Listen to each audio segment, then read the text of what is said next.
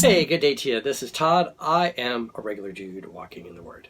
I want to thank you for joining us as we're going through the book of Colossians, and we're in a section right now. It's a four-part series, and today's the final part of that, where we're talking about Jesus is above all. Okay, the word, the doctrinal word that we use is preeminent. Okay, which means Jesus is above all. Is what it means. The first day we talked about Jesus as Savior, which no one else is a Savior. Okay. And then the second day we talked about Jesus as Creator. And again, no one can create except God, and no one has created except God. And then yesterday we talked about Jesus is the head of the church. Okay. The church is made up of Christians that are there to glorify God. Okay. When we take Jesus out of the church, it's not a church anymore. Okay, it's just a place to get together and make up your own religion or whatever you want to do, but don't call it a church anymore. All right, and today we conclude, and it's Jesus is beloved of the Father, and this is taken from Colossians chapter 1 verses 19 to 20. And again, this is all these four things that we're talking about is only something Jesus can fill, and that's why he's above all. Okay, I can try and put my place in there, and I cannot fulfill one of these things. So I'm sure not over Jesus. Jesus is above all, and that was what Paul was teaching here. Let's read. This is Colossians chapter 1, verses 19 and 20. It says this: "For God was pleased to have all his fullness dwell in him, and through him to reconcile to himself all things, whether things on earth or things in heaven, by making peace through his blood shed on the cross." Wow, that's a lot of doctrine right there, and people have said, "Man, this is loaded with doctrine." In fact, I get a lot of my as I study and stuff, a lot of my stuff from J. Vernon McGee. A lot of the notes that I have here for Warren Wiersbe in this book, Be Complete. That's a study on Colossians.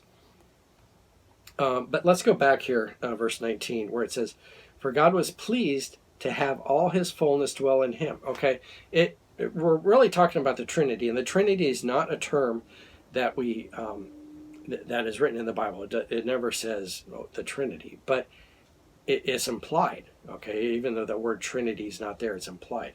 So here it's implied because it says, "For God the Father was pleased to have all his fullness dwell in him," which is Jesus the Son, "and through him to reconcile himself to all things." Okay, we've talked about reconciliation already. Okay, so he had himself to reconcile him to himself all things, whether things on earth or things in heaven. And this is another point here, is he's making peace through his blood shed on the cross. Okay, he's saying here, we were separated from God. Okay, and Jesus was the only way that he could make peace. I was at war with God because I was separated from God. So I'm over here and God is over here.